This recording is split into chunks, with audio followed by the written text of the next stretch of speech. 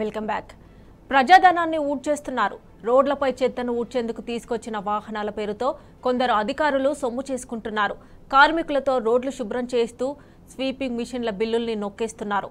హైదరాబాద్ నగరంలో రోడ్ల పరిస్థితి కూడా అధ్వానంగా తయారైంది. మెయింటెనెన్స్ లేక రహదారులపై ప్రయాణం నరకంలా మారింది.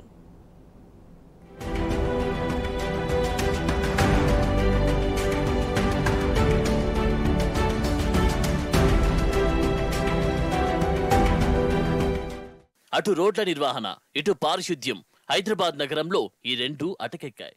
నిర్వహణ లోపంతో రోడ్లు ఛిద్రమవుతూ ఉంటే శానిటేషన్ లేక నగరం అపరిశుభ్రంగా మారుతుంది. పెరుగుతున్న వాహనాలు, పెరుగుతున్న ట్రాఫిక్ దృష్ట్యా హైదరాబాద్ మహానగరంలో రోడ్ల అభివృద్ధికి ప్రాధాన్యత పెరిగింది.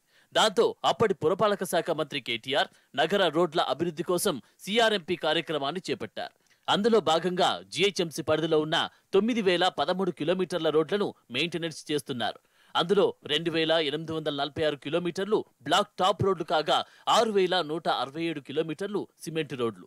ఈ రహదారుల్లో 526 కిలోమీటర్ల మేర 4 లేదా అంతకంటే ఎక్కువ లైన్ల రోడ్లు ఉన్నాయి. సిఆర్ఎంపీ పథకం కింద 709.49 కిలోమీటర్ల ప్రజా రవాణా మెరుగుపడే ప్రధాన రోడ్డును 1,839 కోట్ల అంచనా వ్యయంతో చేపట్టారు.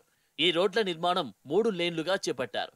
ఎక్కువ వెడల్పు గల రోడ్లను 7వ ప్యాకేజీలో 401 స్ట్రెచెస్ చేశారు. 5 ఏళ్ల పాటు రహదారుల నిర్వహణ బాధ్యతను ఏజెన్సీకి అప్పగించారు. ఈ ఏజెన్సీ వాళ్ళు ఫుట్పాత్, సెంట్రల్ డివైడర్లు నిర్మాణాలు, curb painting, line marking, greenery maintenance చేస్తుంటారు. రోడ్ల నిర్వహణలో భాగంగా ప్రజల నుంచి ఫిర్యాదులు స్వీకరించేందుకు సంబంధిత ఏజెన్సీ జోనల్ వారీగా కంట్రోల్ రూమ్ ను కూడా ఏర్పాటు చేసింది. గత బీఆర్ఎస్ ప్రభుత్వం ఎంతో పారదర్శకంగా ఈ కార్యక్రమాన్ని చేపట్టింది. కానీ ప్రస్తుతం పరిస్థితి తారుమారైంది. పర్యవేక్షణ లేక రహదారులు ధ్వంసమవుతున్నాయి. కొందరు అధికారులేమో అందిన కాడికి జేబులు నింపుకుంటున్నారు.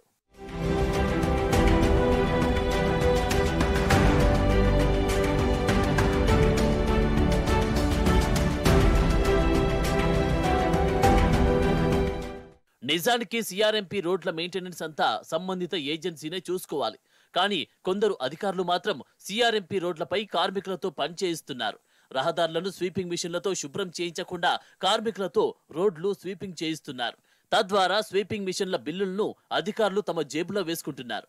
ప్రస్తుతం శానిటేషన్ విధులు నిర్వహిస్తున్న అడిషనల్ కమిషనర్ పై తీవ్రమైన అవినీతి ఆరోపణలున్నాయి. ఆయన ఎల్బీనగర్ జోనల్ కమిషనర్ గా పనిచేసినప్పుడు తన కుటుంబ సభ్యుల పేర్లతో ఏజెన్సీలను ఏర్పాటు చేయించారు. కార్మికులతో స్వీపింగ్ చేయించి ఏజెన్సీల పేరుతో డబ్బులు దండుకున్నారు. ఇప్పుడు కూడా అదే దందా చేసే ప్రయత్నం చేస్తున్నాడా అధికారి? తన మాట వినని వారిని బెదిరింపులకు గురి చేస్తున్నాడు. శానిటేషన్ సరిగా లేదన్న సాకుతో చిన్న చిన్న ఏజెన్సీలపై లక్షల్లో జరిమానాలు విధిస్తున్నాడు. ఇప్పటి వరకు కొనసాగిన ఏజెన్సీలను బెదిరించి మరోసారి అక్కడికి రాకుండా భయభ్రాంతులకు గురి చేస్తున్నాడు ఆ అధికారి. ఇప్పటి వరకు పనిచేసిన వారికి బిల్లులు రాకుండా అడ్డుకుంటున్నాడు.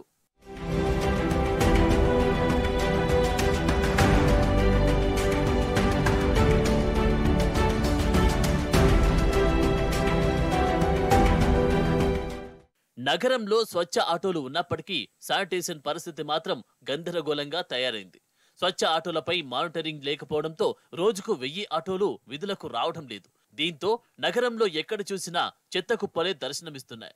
కమిషనర్ విజిట్ కు వెళ్ళినప్పుడు మాత్రమే చెత్త తీసేయడం, ఆ అధికారి వెళ్లిపోగానే మళ్లీ అదే తంతు మొదలు పెట్టడం షరా మామూలైంది.